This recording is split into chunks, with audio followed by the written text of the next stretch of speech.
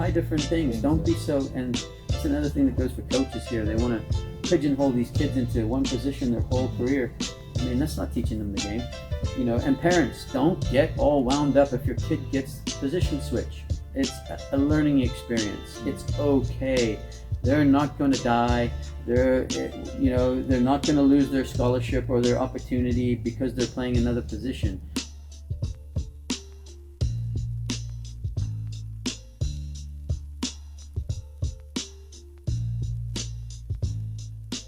Hey, what's up, guys? This is Coach Chris and Coach Ricky from Training Ground. We're back at it again. Another episode. I think we're on episode 4. Episode 4, sir. Yep. And we're going to go at it today regarding how we train. Yes.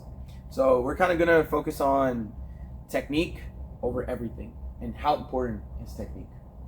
Extremely important, especially from the younger ages. So I would say from 7 to 13 years old is when you need to be on the ball a lot. Mm-hmm. Right? The more touches you can get in that age, then it's easier when you get to 14, 15, 16, when it's all the decision making and winning and tactical stuff really kicks in, Yeah, so extremely important. And I agree too. I think a lot of players suffer, like I know early on a lot of kids, energetic, high energy, speed, they can run. Mm-hmm. Some kids are just genetically, they're big, so they shine at that age. Yep. Then later on, that technique goes missing. And then everybody else's technique is really good, and that kid is like, well, can't play anymore. Right. And the level gets harder for them. Yeah. The soccer junkies, the ones on the ball all the time, are the ones that, if they're any kind of athlete, by the time they're 15, 16, can really kick in. Yeah. And today we're just gonna kind of talk to you guys, and as coaches, we're gonna go over how you can kind of maybe improve your technique or what you can do to improve it. And we're going to talk about what's right, what's wrong. Yep. So basically I'm going to start off with just, I would have to say, most players don't have a work ethic problem. They have a technique problem. Would you agree to that? Yeah, or they're learning to work. Mm-hmm. They're learning how, because their technique's not good, they can't go fast. Right. So they don't work hard because they're sloppy and it's all over the place. Yeah. And once they get that technique down and they're going quicker, the work rate picks up, and you see the kids working harder and sweating more, and so yeah, it's learning how to work, and then once that kicks in, then they get it. And what would you say to the kid that does show up, they do train, but they put in their reps, but for some reason their technique is not getting better, or they're kind of not improving? You just have to keep going at it. You just have to keep focusing on all the little areas that are going to help you. Start with footwork. Really work on improving the footwork, the touches, the little moves. I always break it up into footwork and moves, because footwork is inside, outside the foot, bottom of the foot, laces. I always ask the kids, there's 4 parts of foot that you dribble with. What are they? And then the kids will have to explain to me. And then once they understand, it's bottom, inside, outside, laces. Then off of that, we can also start moves. So that little footwork is being incorporated, and then we put a move in there. So V move, rolls, whatever, Yeah. And then would you say these kind of situations where people don't practice their technique, they start having more bad habits? And we talk a lot about your bad habits in here, and that's one of the things we try to improve on every kid. But what would you say is what's the breakaway from getting those bad habits to turning them into good habits? So yeah, a lot of kids that start with us come in with bad habits. They toe punch the ball, or depending on their age, you know what I mean? So we could look at it several different. So if they're coming in and they're brand new to soccer, yeah, they're going to have no habits, which I like, because then we can mold it. But if they're coming in and they've played 2, 3, 4 years of soccer and they're frustrated and they don't know what's going on, then yes, we're going to look at everything, and you'll see all the missed touches, using their toes too much when they dribble or turn or try to change direction. When they're passing the ball, they use the heel of the toe. They don't play through the middle. They don't know how to take a ball out of the air. They don't know how to juggle, or if they do juggle, it's erratic. They use their toes and the ball flies everywhere. So yeah, we have to go through and just polish all those little things. So yeah, and then if they come in and they're older and they have good technique, it just might be one or two good tweaks, that really help them, that really help them. And and with those kids, because they've hit a plateau and they're kind of doing this, and they don't know how to sort of go to that next little level. But what you find is it's not that they can't do all this stuff; it's just sloppy. So they're hitting passes. They're not putting their foot through the pass. They're not getting their plant foot where it needs to be, especially on shooting. They're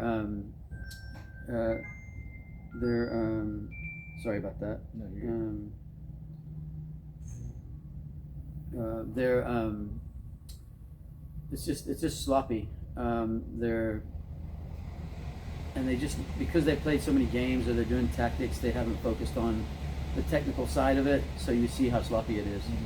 And once we clean it up, they feel confident, comfortable, and they can go on about their business. So. And do you think these kids are suffering? The ones that come in have been playing. Let's say, I have a few kids that are actually a little bit older, like 12, 13-year-olds. They play outside, and then they come in and their technique is super sloppy. Do you think it's because no one has informed them of how to clean their technique, or they just don't understand it? Yeah, I think it's a number of issues. Yeah. I mean, what's going on in their practices. I mean, a club coach, maybe the club coach gets 2 practices a week and decides, hey, we've got to work on being a better team. And I'm not going to. I've heard that from coaches, because I told one guy, I said, he brought his team in, and I said they need to be technically better, and he said I don't have time, and which was shocking to me. He said I only have 2 days a week, and I need to get them playing better or understanding the game. And I said, okay, fair enough, but they're not going to understand the game if they don't understand the ball. If there's not the comfort level with the ball, they're going to struggle. No matter. So if I can't pass from A to B, or I can't trap a ball, or my touch goes out off my feet, or I can't dribble. Yeah, you could teach me the game, and I could understand the game, but I'm going to be limited. I'm not going to be smooth. I'm not going to be comfortable.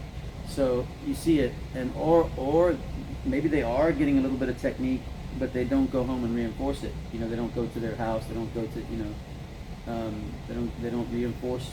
It doesn't get reinforced. So there could be several scenarios where they don't understand what to do. The parent doesn't understand how to help them. We're about to put out a whole thing on training at home, and that addresses a lot of those issues. Yeah. Maybe a kid can't afford private lessons, but they can afford a couple of videos where they can, and they can go in their backyard. You can turn your backyard into a virtual soccer. Basically, if you have space, and then all you need is some cones and some equipment. Yeah. So there's a number of scenarios. Don't play enough. Only go to 2 practices a week. They don't train after practice. Maybe that coach has put some technique in there, and they just, because they don't practice, and it's that kid that loves the game that has that's the one that will find opportunities. Either come here, or they'll go on their own, or they'll play indoor, or they'll do a bunch of stuff. They just want to, they soccer junkies. Yeah. No, I think that's well said. I think I think it is also a number of things. It's not just internal, but external too. You have to also challenge yourself as a player. You can't always just rely on coaches and teammates and friends. But I agree. 100%. So I want to dive a little bit more in specifically about just technique. And first technique I want to talk about is first touch. I'd like to know what's your take on how important is first touch? Why is a good first touch needed? Just give us a dive on that.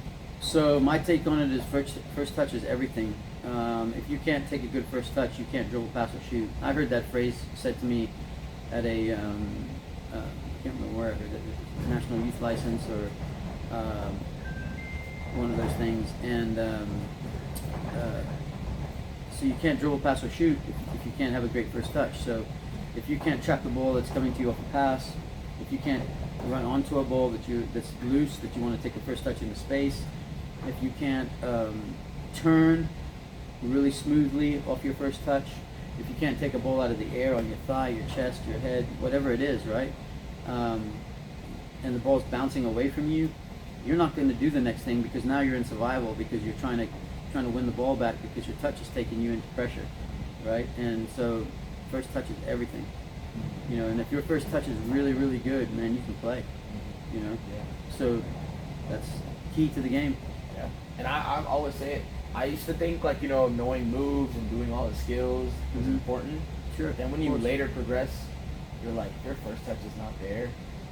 It's game over. Yeah, because you're gonna get closed down. Yeah, You know, yeah. and if you can't take a touch away from pressure, Yeah. or a first time volley that gets to somewhere, or Yeah. a 1-2 give and go that's smooth. Yeah. You know. And we see it in the Yeah. pros. They can touch a ball like it's nobody's business. You know, Yeah. like those, you see those 80-yard passes across the field, Yeah. and they just bring it down with ease. No problem. That's the real magic in Yeah. soccer. They're not even thinking about their first No, touch. they're not. But they work on it all So the many time. times. Yep. Yeah. Just instinct, you know. Okay, so obviously, you know, what are some ways? What are some, you know, tips and tricks, you know, that you can kind of like, you know, maybe a player that is watching right now is like, okay, my first touch is bad. They're not here with us right now, but you can give them some advice. You know, how would you say, like, could you describe like, okay, if your first touch is kind of going like this is what you got to do. You know, kind of give a little. Yeah, let's say it's you want to open the body and take a first touch off a pass. You know, that's you got to hit that. You got to hit that against the wall, or you got to have someone serve you a ball 1,000 times, and just open up your body, lift your foot up, jab down, so it creates a little bit of backspin, so it doesn't run away from you, and then you can take that touch into space. There's a touch across the body. You know, there's turning. You know, the spin turns. There's little turns at the inside of the foot, outside of the foot. All that has to be worked on over and over again. If I could go back and do one thing, I would spend more time on that, even more time on that first touch. Yeah. And then what about, let's say, out of the air? Yeah, thigh touch, chest traps, bringing the ball down with the laces. You know, so it's landing on top of the foot, inside of the foot, so the ball's driven at you. So you bring your foot up and receive. Outside of the foot, laces. You know, bottom of the foot, which we teach all the time because Texas is just, the ground in Texas is really bumpy. So getting that ball on the ground fast is important. Yeah. No, I didn't know that the Texas ground was bumpy. Yeah. Oh wow. Yeah. Like there's normal grass. You've been out to the fields here, right? Yeah, like I've been like, but they're all turf. Oh, okay. Yeah, Yeah. yeah, So I haven't been on grass. Yeah, the grass fields can be bumpy. Oh, okay. Yeah. Yeah, I've been on like, you know, like parks and stuff. Yeah. Not yeah. It's not like, Yeah. like even for like organized soccer, like you can have bumpy grounds. Yeah. I Like mean, that, you yeah. go to Northeast Metro, Uh-huh. it's windy and it's the ground's Yeah. harder. Really? Yeah. Oh, that's cool. Yeah. I didn't know that. Yeah. Any of these parks here. Yeah. Yeah, I agree. I think first touch is very important. I think also just, it's like you're, you know, I felt it in here. I used to have, I wasn't a big first touch guy. Like, you know, I Yeah. worked on my touches, of course, but until I got in here, I was like, I could feel the middle of my foot have like this little hand. I would just grab the ball every time. Yeah. And I'm like, oh my god, my first touch is getting so much Yeah. better. You know? Every trainer that works here, Yeah. because you pass the ball to the kids so much, Yeah. and because you're doing the exercise with them, Yeah. you get better. Yeah, it was actually, I could Yeah. just feel it, like Yeah. it's like a Yeah. magnet, Yeah. just pulling that Yeah. ball in. It's good stuff. No, I think, yeah, first touch is really, really important, man. And, you know, I want to kind of dive off and maybe have a little segment where we kind of name people that you know, you can name anyone, boss, like even Right. players like local, or professional, Right. but, you know, we can kind of go off and alternate with names, but like, you know, players that you've seen with like an amazing first touch. Paul Scholes. Paul Scholes, Berbatov. Yeah. Yeah, insane. Insane. Yeah. I would also say Riyad Mahrez. Yeah. Great first touch. Yep. The way he just brings down the ball. Yep. You know, and I want to ask you, like, Zizou. Zizou's great. Yeah. Zizou's amazing. 40-year-old bull. But yeah. Yeah. Anybody you know maybe you've played with or vocal that you've kind of been mesmerized, like, whoa, that's a great first touch. Yeah, there was a guy, I think coached up with Derek Missimo. I played with him in the D3 league here, and he had an insane first touch. Yeah, his skill level was high. Yeah. Trap a ball. Yeah. Like nobody's business. Yeah. Could play any ball in. Yeah. And do you think like these players that we talk about, right? Like, you think they have that because there's something just a little special in them that's extra, or they have actually just put in so much of the work? I think it's that kid that just spends hours and hours and hours on the ball, you know, and then they play a lot, you know, so then they go home and they train on their own, and then they play indoor, they play, you know, and then they get with coaches that teach them little different techniques, and they take the techniques and apply it. I think it's that kid that just soaks up everything. You know what I mean? And they're in an environment where they're playing with good players. So they're. I heard it recently said where the European kids in the box and in tight spaces are really, really good and comfortable, and sometimes the Americans aren't, because they do a lot of shooting with just straight on outside the box, boom, boom, boom. And they were saying the European coach was saying that the European kids are real comfortable with anybody around them and in tight spaces. So if you play in small areas, futsal, indoor, a lot of that kind of stuff, and you get used to pressure around you and you can play out of it, it's good stuff. Yeah, and I think we look at pro players, and sometimes you realize just some players have made it pro. Not even some. A lot of players have made it pro because they can just play a really good first touch pass. First touch pass.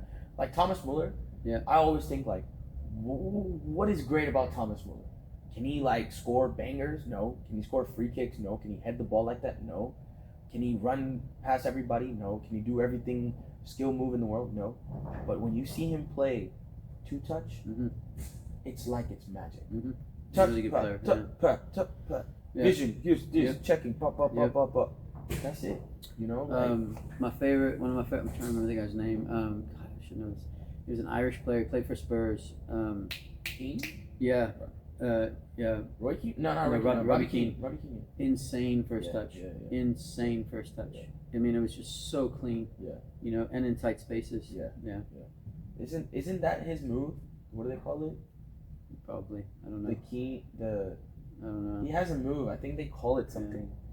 I forgot. But it's just hours against a wall. It's hours against a rebounder. It's hours against pressure, putting defender behind you, and working on or hours somebody driving a ball at you, and you just receive it and play that. Get that great first touch. Love that stuff. Yeah. Well, that's first touch, and obviously we're gonna move on to passing.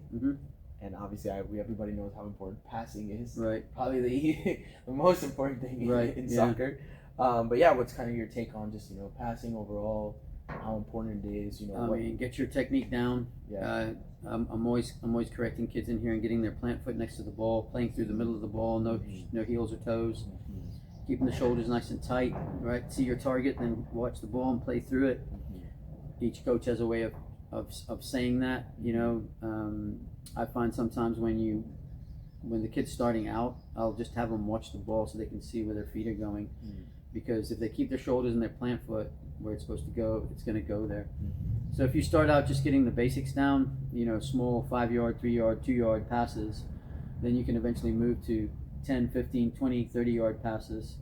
Then you can add in benders, outside of the foot, inside of the foot. There's little sole pass. There's back heels. So there's a lot of little tricks that come with passing the ball. There's 1-2s, give and goes, combinations. So you have to get really good at all that stuff, and then it combines with dribbling. And I want to a little bit more dive in. How would you maybe instruct someone who's trying to get better at passing, maybe at their home? What can they do? Find a wall, and just get very close to the wall and put your plant foot there and lean on the wall. If you can't lean on the wall, just stand there and very close, like maybe a yard away, and hit that ball 100 times. Tap till you've developed that rhythm, and then do it on your left foot, and then do it with your laces, and then do it maybe with your outside of your foot. So you get used to all the little things. That's we do that, and all the time we take them on that wall back there, and just have them, and then do 2 touch, tap, right foot, left foot, until you're just really comfortable with passing the ball, and then you can back off, the wall and play harder passes. Work on your first touch, but also driving through. You see a lot of kids take that first touch and it goes there, and then they can't step and play the pass. So I try to correct that. I see a lot of kids playing slow passes. I think when I came in here, I used to play a little bit of a slower pass. Because you're not taught. I wasn't taught it's important to play fast. Yeah, a pace pace on on the it. ball. Yeah. Yeah, you know, If like you're in the attacking end, you can't play. Yeah. You can't play slowly. it's more like Yeah. it's information that's like, oh, it should be already in your brain, you know. Yeah. But like when somebody just kind of gives you like, hey, put some pace on the ball. Yeah. You're like, oh, Yeah. okay. And then how can you kind of just improve? Is it just repetition that kind of improve the power? You know, putting pace on the ball, or is there more things you can do? You hear coaches say it all the time. It's the weight of the pass. Mhm. So if they're 2 yards away, I've got a certain weight. If they're 5 yards away, I've got a certain weight. If they're, if they have a defender on their back, are you going to drive that ball in slowly? Because the defender always has the advantage to, or if they're coming, the defender's closing the player down and it's a slow pass, they can jump it. Mm-hmm. So you've got to put, pace on that pass to get it in there, and that takes quite a while to learn to have that technical use. Yeah, you've got to play possession and do all kinds of things to get. But I would work on my own big time. I mean, you can set up targets. Mm-hmm. We do that all the time in here, where put a cone on a ball on a cone, and you're back. You could have the wall behind it, and then you back 15 yards, 10 yards, 20 yards, and you've got to drive it in and hit it. Be as accurate as Yeah. you can. Turn the plant foot, shoulders accordingly. Yep. And then so I want to talk about, so we working on the ground passing. What about getting that ball, switching sides? Yeah, driven balls, crossing, yeah, things like that. Yeah, driven balls come later. I found a lot of kids here, they can strike the ball with their laces, and the chipping needs work, coming underneath it and slicing it. But the driven ball, where you're turning the foot out and you're driving it through the middle of the ball, but you're leaning away, so you drive it. That's you got to practice that a lot to get that technique down. I see kids struggle with that one in here. Yeah. What about crossing? Yeah, I mean, getting a good cross off, you're going down the end line. How you getting your body turned into it, planting your foot so the ball doesn't go out over the goal, getting it served back across the goal, and then picking out a target's another one. I mean, most kids just serve it in there and hope something happens. Hope somebody gets on the end of it. But really good players can pick out a target. I mean, Beckham was. That's a great. If you want to watch somebody cross a ball and you want to learn, just watch Beckham. Yeah, and that kind of is what I'm going to ask you next: is best passers you've seen. I mean, again, Scholes, Beckham. I mean, there's so many. I was always a huge Nedved fan. I mean, Zizou can. A lot of those guys can just thread balls all through. There's so many of them. I mean, I could just name. Yeah. But like your favorites, who would you just watch to love? That was Scholes. I mean, he could ping balls and pass balls all around. I mean, you couldn't get close to him. Right. And you just not, Cruyff. Yeah. Yeah. I haven't seen much of him, but I'm pretty insane, sure dude. He could pass balls. Yeah. I would say Maradona, but he didn't like to pass. For me, I mean, I'm gonna go against. I know it's Messi's a really good passer. Messi's a great passer. Xavi, Iniesta. Yeah. But I would say De Bruyne for me. No, definitely. I know he's a City, but yeah, it's fine. I've never seen. That is some insane balls, you know. And I know he's technically he's great in technique and all that stuff. But I really just feel. Because I've had it felt to me, and I'm pretty sure you've had it felt to me too. Sometimes you can just see a pass, and you can kind of envision it in your head and just make it happen. Sure. And it will happen. Sure. You know what I mean? Yeah. Like, it's not the I practiced this 1,000 times. It's more just like, I got the feeling. Well, you made a decision. Yeah. And you just.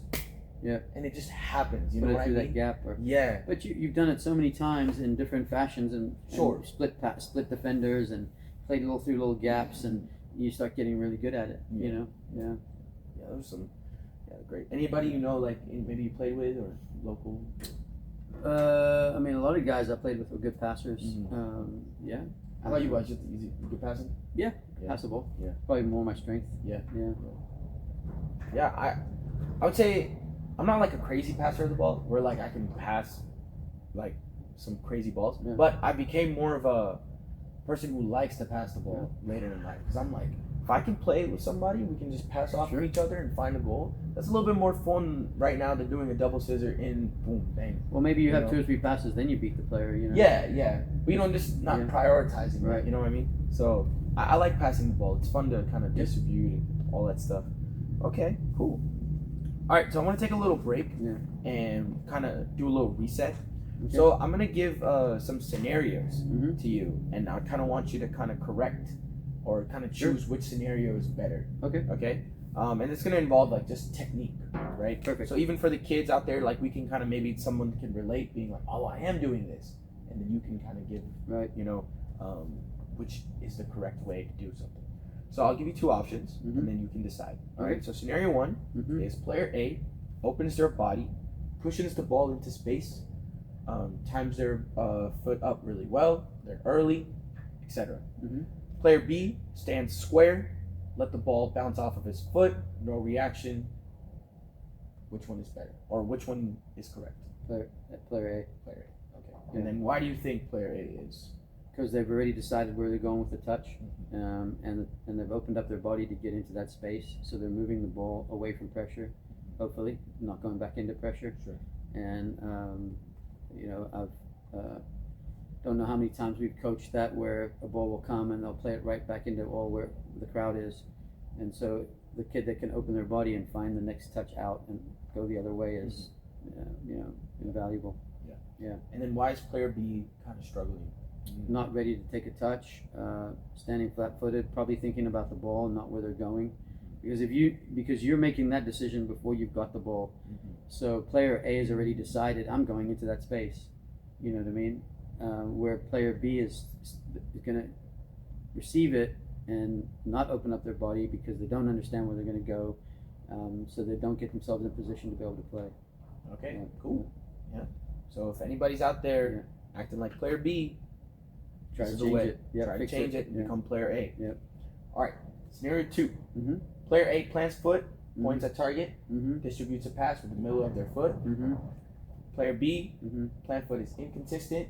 They're using their heels and toes to pass the ball, and the ball has missed the target and it's gone completely wide. Right. All right. Obviously, which player is correct? Player A. Player A. Yeah. Why do you think that? Plant foot is everything because it's going to help you aim. At 5 years old, coaches told you stick your plant foot next to the ball if you're going to pass or shoot, right? And so if you get that there, your body's over the ball and you can play through it with your other foot because now you're balanced out, versus foot behind the ball, coming through and leaning back and hitting with your toe or your heel, and you're going to lose that pass, and it's not good technique. Yeah. All right. Yeah. So again, if anybody's acting like player B, got to fix it. Yeah. Yep. Find a wall. Pass 400 times off that wall so you can play a perfect pass. Yep. Yeah. And not just that, keep track, like keep an idea of your body. I think people forget, like, your body also matters because people lean back and they're kind of just straight, and then they're like, why are my passes like inconsistent?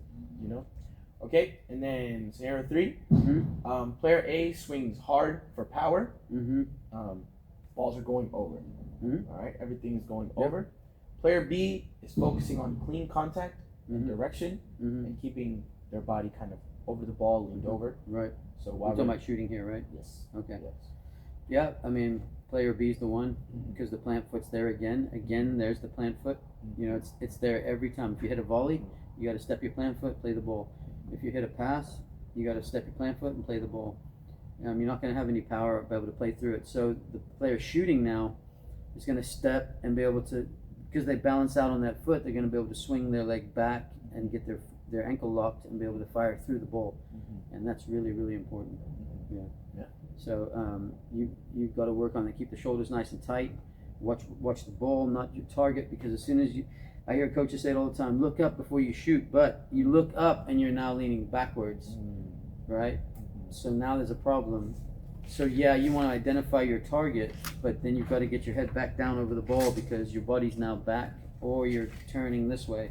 So a lot of the best players don't need to look. They know where the goal is. Right. They'll hit it anyway. Right. Because they step right next to the ball when they need to, and they're comfortable with that, locking that ankle and firing through.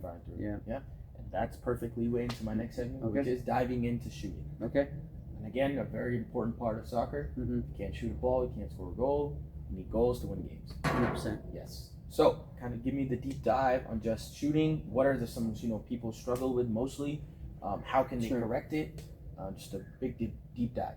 So, a lot of kids we get in here don't know what the instep is or the sweet spot on the foot.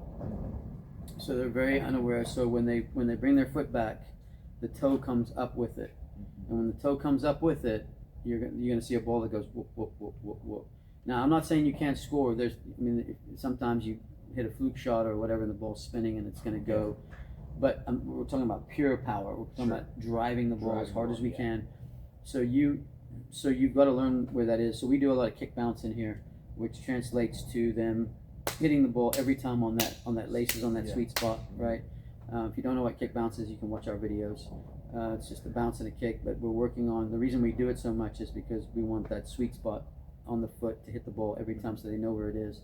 So once I've got that down, then it's the plant foot again, all right? And so I've got to get the plant foot down. I've got to bring my leg back because now I'm balanced out. And you see a lot of kids step very gingerly, so then they can't swing their legs, especially on the weaker side, So they got to get the plant foot down. They got to use their arms for balance. They got to be over the ball. They got to bring it back and swing through it without that toe coming forward. So it takes a lot of reps. Yeah. So knocking that ankle. Right. Yeah. So you'll see a lot of times in here we'll start kids off just with a dead ball, and we'll explain what a dead ball is. Because those are free kicks, those are corners, those are goal kicks, those are all kinds of things. So hitting a dead ball is really important. And then once I get their technique down, plant foot next to the ball, swinging the foot back, laces through it, over the ball. I always tell them there's a big eye right here on the chest, and it looks straight down. You're in the right place. But That's a good one. I like that. Yeah, but if your eye's not looking down and it's seeing ground, you got a problem. Yeah. Even overstepping the ball a little bit. Yeah. Because if they miss, then it's still in the middle. Where a lot of coaches will say get it there, but they don't. They will not. We have so many problems with this. They do not plant their foot either next to or ahead of the ball a little bit. So I overemphasize that, and eventually they're striking the ball like nobody's business. And that's something I hear a lot of coaches say. I've heard coaches say, hey, we're going to work on possession before we do any kind of finishing. We want everybody to have a great first touch and boom, boom, boom. And I get it, but teaching a kid to hit a ball, because there used to be a coach named Hubert Vogelsinger, and he ran Vogelsinger Academies. And he said one of the things kids love to do is shoot, so teach them to shoot, right? He used to do a lot of the instep stuff. So teach them to shoot, right? Because they like to score goals. It's fun to score goals. Right. So teach them to shoot. You don't have to just deprive them and teach possession the whole time. Take a session out and teach them how to strike a ball. And you'll see some confident kids, because if the ball goes in the back of the net and they've hit it well, that's good soccer. Yeah. That's okay. There's nothing wrong with that. Yeah. And I've learned that over the years, that, break it down for them. And my old boss used to do it. We would have pure shooting sessions, pure ball striking sessions, especially with girls, and if they can shoot, watch out, because generally the goalkeepers are smaller. When you hit a ball really hard, and then boys too, so practice your ball striking and practice working on your laces. You can sit on the ground. You can do popcorns, dropping the ball on your foot, so you figure out where your lace. You can have someone drop the ball down. We do all those exercises. Right. And then would you say, like, shooting, how can someone work kind of like at home? I know everybody doesn't have a goal. It's easy. Yeah. I've taken a kid and just put her against the fence like 5 yards away. Mm-hmm. Like, here's the wire fence, right. And she's just got it, so she can't strike over it because it's only 3 to 5 yards away, and just worked on pure technique with her. Yeah. So if you got a fence, you got a wall, you got anything, you can work on shooting. Right. Yeah. And to a kid, who's kind of struggling, because I've actually heard it a lot. So when I demo for kids, when I shoot, Coach, how do you know why you hit it so hard? I'm like, why? Because you got big legs. And I'm like, that's not it. Yeah. I've seen people with tinier legs than me hit a ball harder than me, because I think it's all about technique. Well, if you hit that bone on top of the foot and your toe is back, and it's not in the way, that ankle's just tight, and the ankle is tight locked, boom. Yeah, that ball's gonna go zoop, zoop, zoop, boom. So it's. I had a kid come in here and she was headed for college showcase stuff, ID camp or whatever, and she was older, and we did a ton of kick bounce technique with her, and then ball striking like crazy. And when she got to the ID camp, the coach couldn't believe she was that skinny and could hit a ball that hard. Now that muscle helps, if I mean, if you got a bigger foot, Sure, and your sure, legs sure. are like, and Sure. you get to that point, and you're just a big dude, Sure, sure. and that power's coming behind the Yeah, yeah, technique. yeah. Oh Yeah, my yeah. God. Yeah, yeah. Then you're Yeah, unstoppable. yeah, yeah. But I'm saying, like, you know, Yeah. like, You don't have to be. You don't have to Nope. like. Yeah, Nope. yeah. Yeah. You don't have to work on your legs. You have Right. to work on your technique. Right. The legs you can work on later. Muscle will come. Yeah. Yeah. Technique is really important. Really important. Yeah. So, definitely, I think, and we got a lot of kids in here that can shoot. Yeah, yeah. You know. Yeah, we have a lot of kids here. Yeah. They Yeah. shoot like crazy. Cole, Yeah. ball be knuckling every Yeah, time he yeah, shoots the yeah, ball. yeah. Yeah. No, that's Pure instep. pure instep. Yeah. Yeah. And how important is balance? You know. Really important. Yeah. I mean, because you're gonna land. That's that plant foot. Yeah. You know, and if you don't stick that plant foot, it's like a gymnast, right? If they don't stick it, they stick the landing. What's gonna happen? Nothing.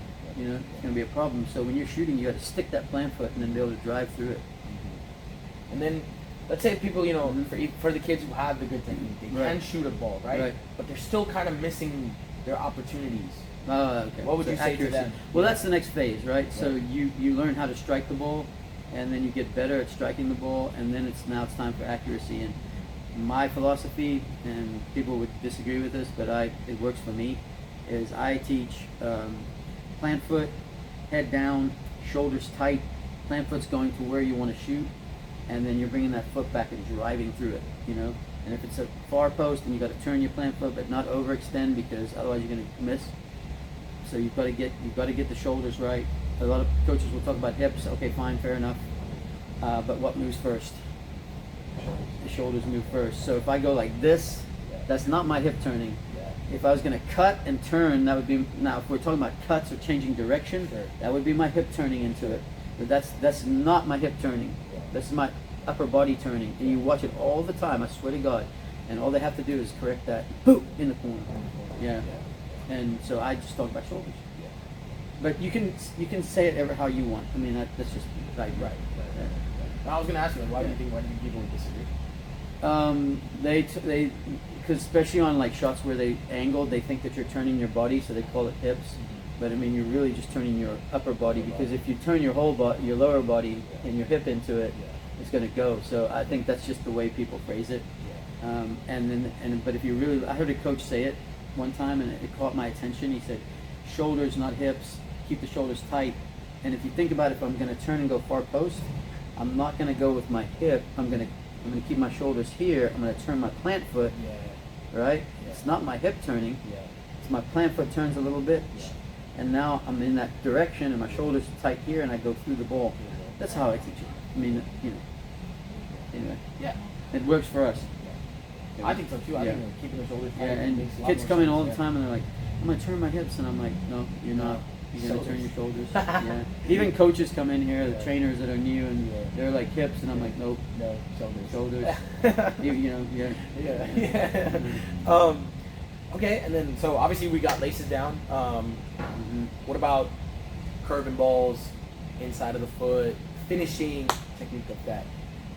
Man, once you can strike a ball accurately with your laces and your instep, to me that's the next phase. I've had kids come in that could bend the ball better than they could just strike a normal basic shot, and I was like, "What have you been doing?" I had this one kid, very good player, and he could bend the ball like crazy, but he couldn't shoot an instep drive.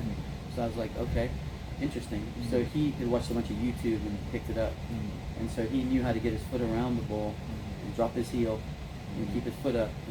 So it's drop the heel, plant the foot again, plant the laces where you want to go because you're bending it, and then drop the heel and get the foot up, and the ball goes, shoom, you know, yeah. So those benders, but that's a different technique to striking a ball with the laces. Again, the driven ball, same thing. You've got to go wider. You got to go through the ball. A volley. You've got to plant your foot, let the ball drop down. As it drops, then you got to plant your foot, I should say. Right. So there's probably 5 or 6 or 7 techniques that you got to learn to hit different balls. Outside of the foot's even harder one, right? Yeah. Hard, Yeah. lock your ankle, Yeah. hit the right part Yeah. of the ball. Boom. Yeah. You know, toe down, Yeah. drive through, Yeah. where it's heel up with a bender. Right. You know. Yeah. Yeah, I think the head down, looking at the ball, is probably the most important thing. Like, I picked up, Yeah. just kind of like, and I see it too. Like, I used to look at the goal too when I used to shoot, you know, but I get it now because like my plant foot would be a little bit behind, and then it caused the ball to kind of go up. I could see where I missed, and I've got some nightmare shots that I hit where I was like, because I was watching. Yeah, and sometimes it just happens psychologically. You just look at the goal because you just want to make sure, right? And you know, so it's fine. Taking that away and just try to get your head down again. Head down. You're going to do it sometimes. You're going to go, I gotta get mine. Yeah. I've got one kid in here who won't listen. She just looks up every time, and that's fine. Yeah, you gotta force it into the. Okay, and then obviously leeway into just kind of people you've seen best shots who can strike a ball in your opinion, boss. Yeah, let's on Ibrahimovic. Ibra could hit a ball. Insane. Yeah. And he's one of my favorites. I always thought. I mean, I know he's a tall dude, but he's not like, to me, Ibrahimovic was never like the biggest guy. Like, he's tall, but if you look at him, he's kind of like lean though. You know what I mean? Like, he's a lean, tall guy, but he's so strong. His ankle just, it's just proper technique. There's tons of them. Andy Cole, CR7. Yeah. Messi can strike a ball. You know, all of them. Carlos Tevez. Yeah. Carlos Tevez can hit a ball. Yeah. For like short dude, like Aguero and him, kind of the same vibes. Yeah. Like Aguero also could hit a ball. Stocky given they're just kind of like little short dudes. Yeah. You know, they could hit a ball like crazy. Yeah. Nobody. Who do you think right now is a good hitter of the ball? I haven't seen much people like hit a ball like that. You know what I mean? The kid that's playing in the EPL is really good at the free kicks. What's his name? Ward Prowess can hit a ball. Oh, James Ward Prowse? Yeah. He can smack the ball. Yeah, he can smack the ball. He's good at free kicks. Yeah. But you know, I'm talking like pure like in the game. In game. No one just jumps off. Yeah, no one really jumps off. Kane? Yeah. There you go. A ball, yeah, definitely, 100%. Comes like, Kane can hit a ball. Then maybe like Olive. Yeah. But I haven't seen him score money goals outside of the box and stuff. I've seen him more do it in the box. He's more, you know. Again, tight spaces. Yeah. You know, he's got to shoot inside the. Yeah. I'm trying to think of someone who can just kind of boom, like outside of the box, and just kind of bang it in there. You know? Well, again, that possession game has changed the game, so they want to play in and around the box, and you know, it's all those little shots that are. You don't see somebody just come in and like. Bang. Ronaldo used to just randomly pop it out of nowhere. Carlos Alberto. But no, Tevez? No, the Brazilian Carlos. He could hit the benders. Oh, I know what you're talking about. Okay, Carlos, right? I know. Yeah. Insane. Hulk too. Remember Hulk? Yep. He could hit a ball, boss. Sure. He could hit a ball like Big crazy. Boy, yeah. No, I'm trying to think striker wise. You don't. Or from midfield, you don't. Lewandowski could do it. Yeah. Back in, I would say more of his Bayern days. Yeah. He could hit a ball. Yeah. So there's a lot of them, but it's a different game. It's a different game for sure. They want to get to the touch line before they score.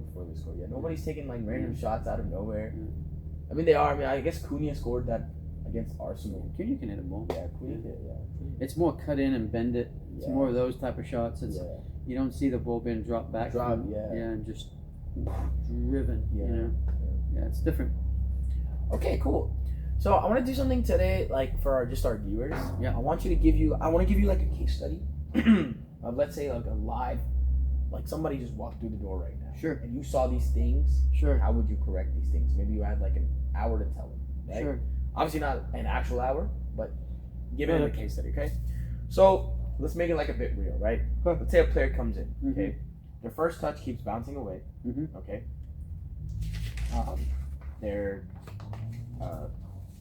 They have no ankle locks, nothing like that. Passes are going off target. Right. They're coming in. The juggle's not there. Again, sporadic juggles. Right. They're kind of all over the place. They're sporadic themselves. Right. Sure. What would be your first initial just kind of clean up, give tips and tricks, just kind of walk over how you can kind of correct those misuse techniques? So we'd start with footwork, and we're gonna build it, and we're gonna get them probably 1,000 or 2,000 touches in their first session. Sure. Easy. So we're gonna immediately start getting the ball feeling, and they've got to get that feel for the ball, through our exercises. And then once I'm done with that, then I'm gonna work on. So I'm gonna go from the footwork and I'll teach them 1 or 2 moves, just to start getting them comfortable. And then I'm going to work into either passing and trapping. So we start working on that first touch, or with just basic passes. Very simple stuff, very simple exercises, just to get them really comfortable and working on hitting the inside of the foot and not the heels and toes. Step in the plant foot and just correcting that. Maybe a basic trap, bottom of the foot. Nothing too complicated right now. Just get comfortable with these exercises, and then ball striking. Hitting a dead ball. Just we got the net back here. Put the ball 5 yards back. Step hit. Step hit. Step hit. Yeah. And then I would do that for 3 or 4 or 5 sessions, and I would just add to it as we go, and while they get really comfortable. And then once that 4 or 5 session mark hits, you see them starting to get better. Yeah. So that's our process. Yeah. That's good. And obviously, I would say with training and getting more comfortable on the ball, do you think it kind of helps build your confidence and kind of 100%. overall Yeah. just makes you a better? Yeah, 100%. If the issue is, it's not everybody talks about soccer as being an athletic game and chasing the ball around, but it's what you do with the ball when you get it. And if you're really comfortable and you can make moves and beat people and take touches into space and take a first touch out of the air and strike a ball, and that's the game. You're mastering the game there. And then later on, in the beginning they're going to teach small-sided tactics to get you comfortable. Sure. But then as it builds into 8v8, 9v9, 11v11, you're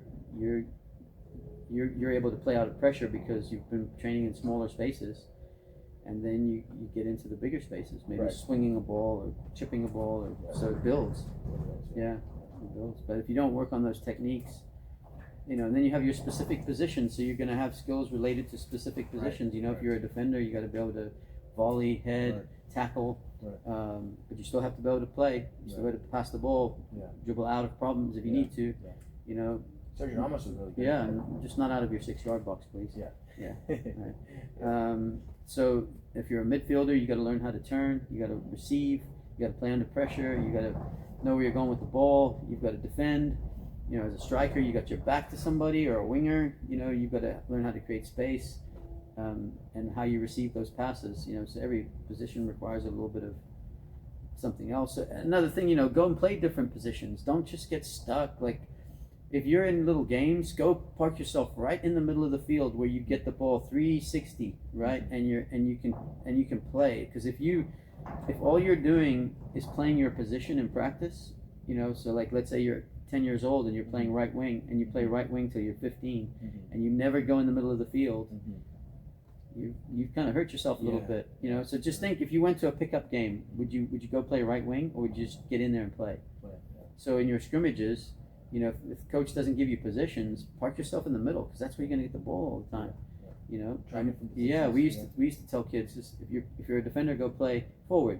If you're a forward, go play defender. If you're a midfielder, whatever it is, just right back, whatever. Just try different things. Don't be so. And that's another thing that goes for coaches here. They want to pigeonhole these kids into one position their whole career. I mean, that's not teaching them the game. And parents, don't get all wound up if your kid gets position switch. It's a learning experience. It's okay. They're not going to die. They're not going to lose their scholarship or their opportunity because they're playing another position. It's okay. Let them try things. That's why you're a youth player. You're experimenting and learning. You know what I mean? That's gonna pay dividends, because if you go to a tryout, and I used to see it at ODP all the time, the kid would come in and we'd say, we need you to play here, and I don't play that position. Okay, click, scratch, thanks, sit down, and then the kid there, we go, I'll play it, coach. Okay, you're on. Are you a defender? No, I play in midfield mostly, but I'll play it. Okay, great. You've just shown me you're brave. You'll try.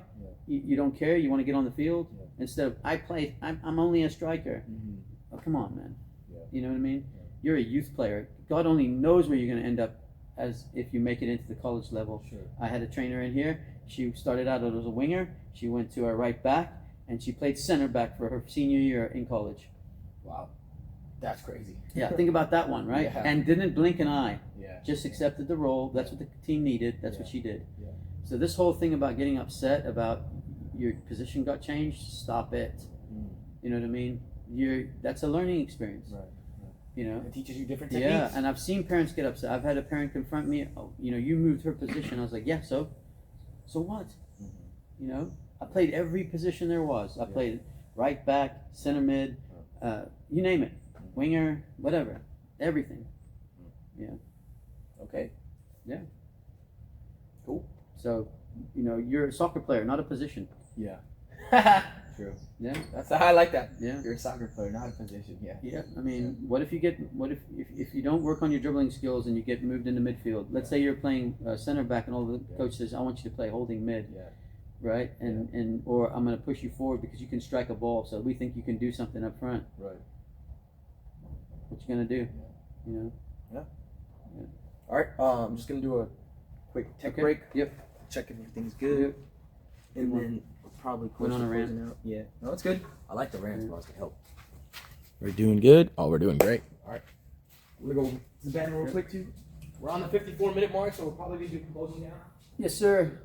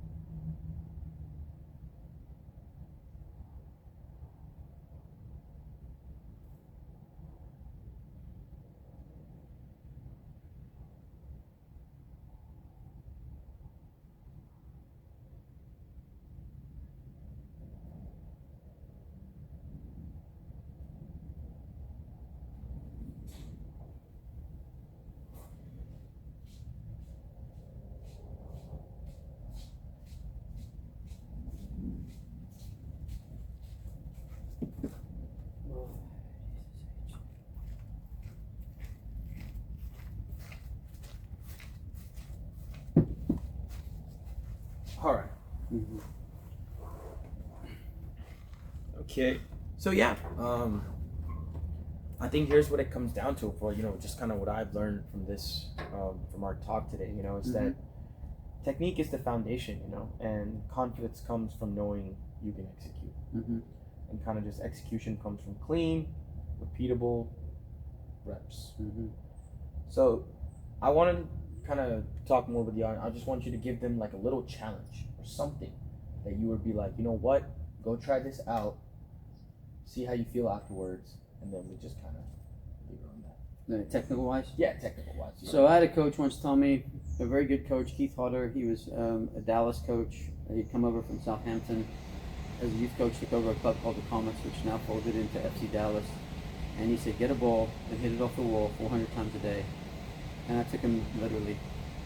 And I got a size 4 ball, and I had a wall in my apartment complex. It was a washateria that had been pushed off. It was off the main building, off the apartment complex to this side over here. So I could walk down the path, go across the road, and then there was the wall. And it was like, I don't know, 20 yards, 10, 15, whatever it was, right? And I would just take that size 4 ball, and I'd start out with passes. You know, just hit one touch, boom, boom, boom, boom, or 2 touch.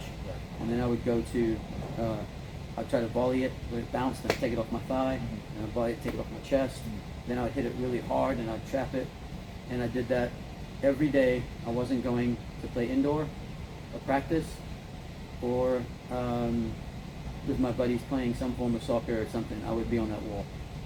And that developed a ton of touch, you know. And when we moved to Austin, we didn't have this wall in our apartment complex, and it really pissed me off. I had a broken fence, and it irritated me because I wanted my rebounder, you know. So if you have a wall, or just get yourself a little one of those skills rebounders, and just go at it, you know. And and people tell me, well, that's boring. I don't care if it's boring. It wasn't boring to me. So what it helped me do is develop my game. So if it's boring to you, then there's a problem with you. If it's boring, then you don't want to work on your skills, or you're not infatuated with the game yet. So you got to figure that out, right? And it's the kid that will get on the wall and go, I'm going to improve all the. I love kids that come in here and they go, man, that's not good enough. And the next time they come back, they've mastered it. That's just telling you something right there. Right. And I've had a few in here. Right. Nora Coleridge is one of them. She's watching. Yeah. Nora Coleridge would do that. Ooh, like goosebumps. Yeah. Wow. Nora Coleridge would come in here with 5 topics. Yeah. And then she would also tell me, I need to fix this. And she would come back and have it mastered. Wow. Yeah. That's a player. Yeah. The rest of you, I don't know what you're doing. You're going to find excuses, and the quicker you figure out that excuses don't get you anywhere. Right. Yeah. Is she still training? No, she's at college. Yeah. That's cool. Yeah. Yeah. Yeah. She would train before she got here. She would train here and then go to practice. So that's driven. That's right. Yeah. And then she finished college, or she's still there? No, she's still there. Playing? Yeah. Yeah, she's playing. Yeah. All right, you heard it here, guys. So get a ball, get a wall, reps. Check out our Train at Home program's coming soon. I just finished it up, and we're going to be putting the videos together. So once that's up, you can watch the Train at Home program, and you'll get tons of ideas, tons. All right, 1A Train at Home program. Yeah, look forward to that. And then on the also, website. we have our camps coming up. Again, in the summer. All the information will be in the description below. And don't forget, this is still 1A Soccer. You can still come and train whenever you like. Just call us, email us, text us. Get on your profile and log in.